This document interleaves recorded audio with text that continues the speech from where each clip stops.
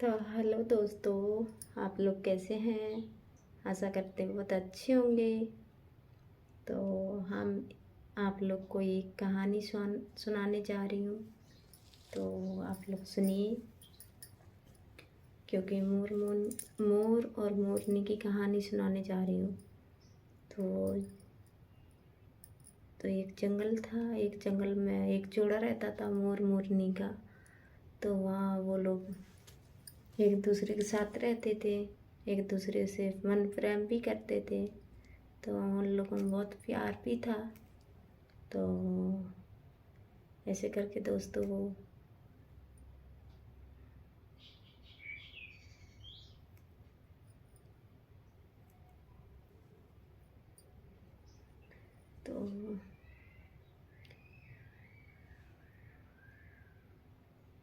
तो वो एक दूसरे से बहुत प्यार करते थे। फिर उसके बाद में क्या सुनाऊँ। इतना गहरा मन प्रेम था उन लोगों में, इतना विश्वास था एक दूसरे पे, और दिल से एक दूसरे को प्यार करते थे वो मोर मोरनी। तो मोरनी बोली, एक दिन की बात है दोस्तों, एक दिन की बात है। तो मोरनी बोलती है कि अपनी जाती हूँ मैं, मतलब कि अपने जहाँ मोर मोरनी रहते हैं, पिया जी वहाँ लेके चलो आप हमको। तो उनके पति बोलते हैं कि यहाँ भी तो बहुत अच्छा लगता है, तो आप क्यों जाएंगे वहाँ, उधर क्यों जाएंगे। तो मोरनी हाथ हाथ पकड़ गई। तो फिर उसको ले जाना पड़ा मोर को, अपनी मोरनी को, क्योंकि बच्चा हुआ और एक लेडीज हुई। किसी भी चीज़ के लिए अगर रूठ जाती है तो फिर पति को दिलाना ही पड़ता है। अच्छा कुछ भी करे, कहीं से भी कैसे भी कमा के लेके आए, कुछ भी करे, लेकिन दिलाना पड़ता है। तो ऐसी मोरनी की बात है, उन्होंने कहा पति देव आप साथ में ले चलो ना हमको भी। तो मोर मोर बोला अगर ठीक है, अगर आप नहीं माने हैं तो फिर वो लोग उड़ते उड़ते जाते हैं। तो एक राजा का महल महल पड़ता है, महल जंगल में मिल जाता है उन लोगों को, मोर मोरनी का। तो वो लोग छत पे बैठे थे, राजा और रानी उनकी खुद की छत पे बैठे थे। तो फिर उसके बाद में राजा बोला कि रानी मुझे भूख लगी है। तो राजा ने कहा रानी ने कहा ठीक है पतिदेव, मैं आपके लिए खाना बनाने जा रही हूँ किचन में। तो वो चावल बनाई थी, और चावल मतलब खाना बना के लेके आ गई हैं। तो फिर वो बोले कि पतिदेव मैं आपके लिए खाना परोस के लेके आ गई हूँ, आप वो भोजन कीजिए। तो वो राजा भोजन करने के लिए बैठे तो उधर चींटा चींटी थी। तो आधा टुकड़ा गिर गया था थाली से नीचे ज़मीन पर। तो चींटी उठा के लेके आ गई, तो चींटा भी आ गया था।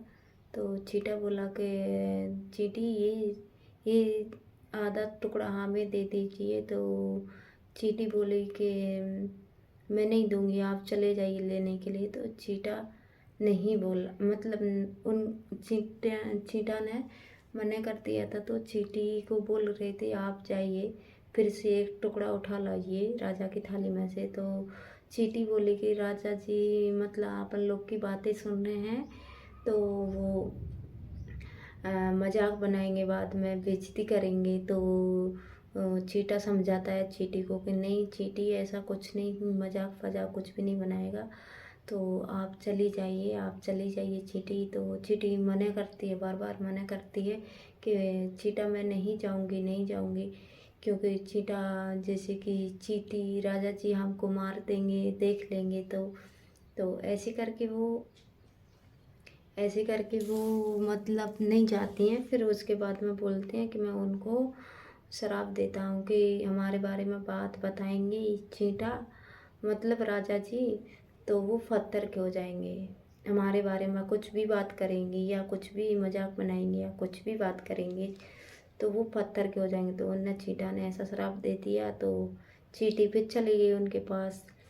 चींटी चली गई तो फिर उसके बाद मैं एक दाना उठा कर लेके आ गई और चीटा के साथ में आस्ते आस्ते चली गई साथ में। तो फिर उसके बाद मैं वो चले गए, उसके बाद में चीटा चींटी चले गए, उसके बाद में राजा ज़ोर से हंसने लगा और जो उनकी रानी थी तो वो किचन में थी। तो आवाज़ आने लगी उनको कि राजा क्यों हंस रहे हैं कुछ। तो रानी ने आके पूछा अंदर से कि राजा जी आप क्यों हंस रहे हैं, महाराज जी आप क्यों हंस रहे हैं कि खाना अच्छा नहीं बनाई हूँ या कुछ कमी रह गई है। तो बहुत सारी बातें रानी ने पूछा कि ऐसा हुआ होगा या कुछ गलती हो गई है। तो रानी साहब ने राजा जी से बहुत सारी बातें की तो राजा ने जवाब दिया कि रानी कि ऐसा कुछ नहीं हुआ है और ना कुछ कोई कमी है और ना कोई कुछ है। तो ऐसे करके तो फिर रानी हट कर जाती है, रानी नहीं मानती है।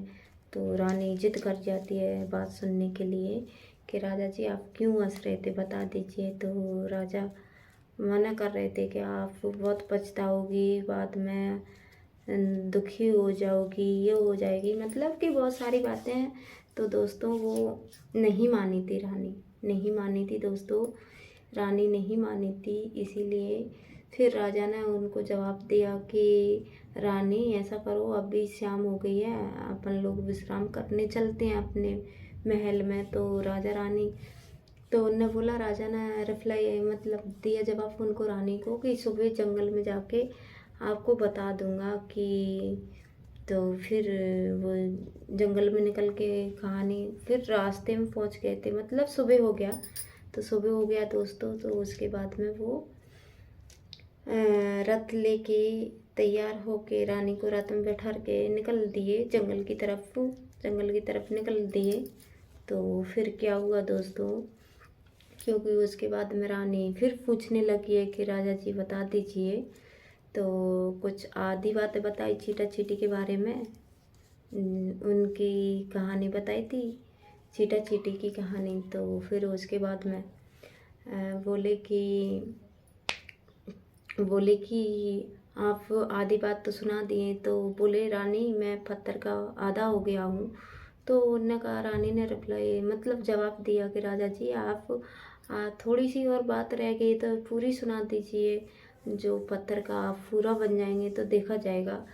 तो वो राजा जी पूरी बात सुना दी तो वो पूरे पत्थर के हो गए। तो रानी बहुत रोने लगी, फूट फूट के रोने लगी कि ये हमने अगर छोटी सी बात लेके हम हट कर गए हैं तो पति देव मेरे नहीं रहे हैं, मतलब पत्थर के बन चुके हैं।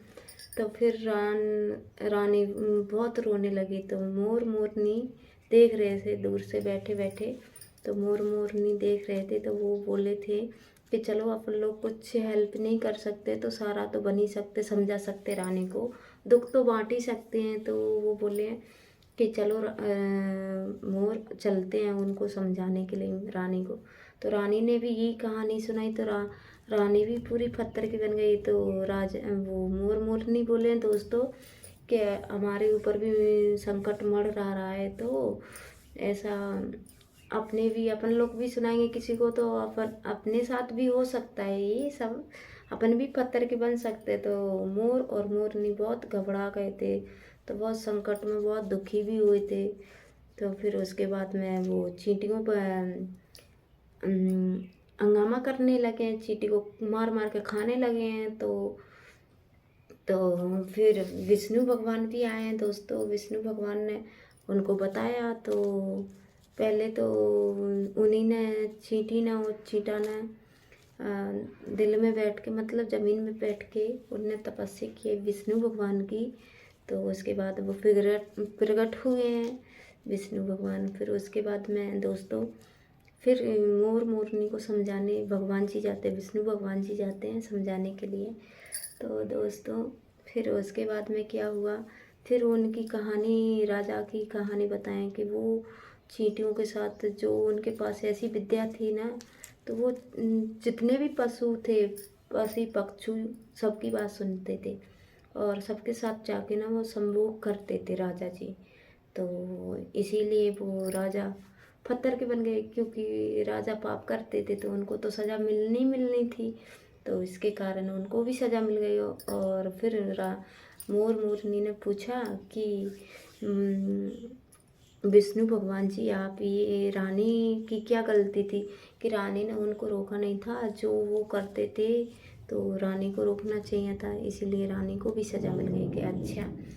तो फिर मोर मतलब मोर के पैर थे वो खूबसूरत, मतलब कि बेकार हो गए थे उनके पैर दोस्तों।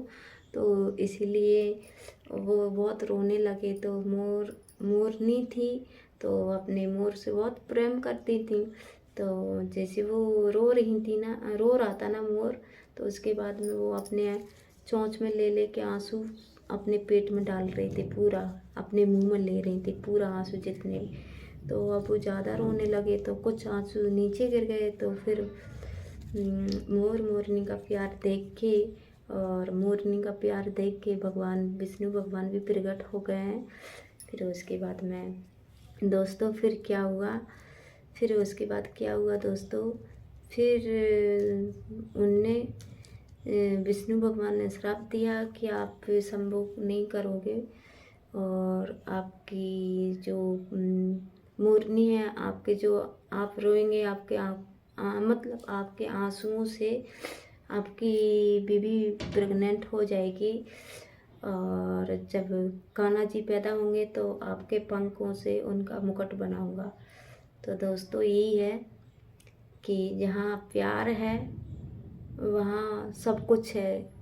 यहाँ प्यार, उस जगह पे प्यार नहीं है पति पत्नी में या फैमिली में। तो इसकी कहानी सुन के दोस्तों ये बात आती है कि कोई प्यार है तो सब कुछ है, जहाँ प्यार नहीं है तो वहाँ कुछ नहीं है, लड़ाई झगड़े होते हैं।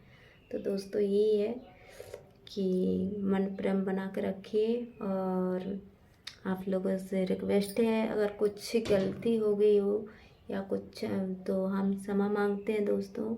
और आप लोगों से अगले ब्लॉग में मिलते हैं दोस्तों। और अच्छा लगे तो कमेंट कर देना प्लीज़, कहानी पर कमेंट कर देना प्लीज़। और सब्सक्राइबर और लाइक भी कर लेना प्लीज़। और अगले ब्लॉग में मिलते हैं दोस्तों, क्योंकि ये मोर मोरनी की कहानी थी दोस्तों, सच्ची वाली। तो चलो चलते हैं, मिलते हैं, नमस्कार, चलते हैं, बाय सभी को, थैंक यू।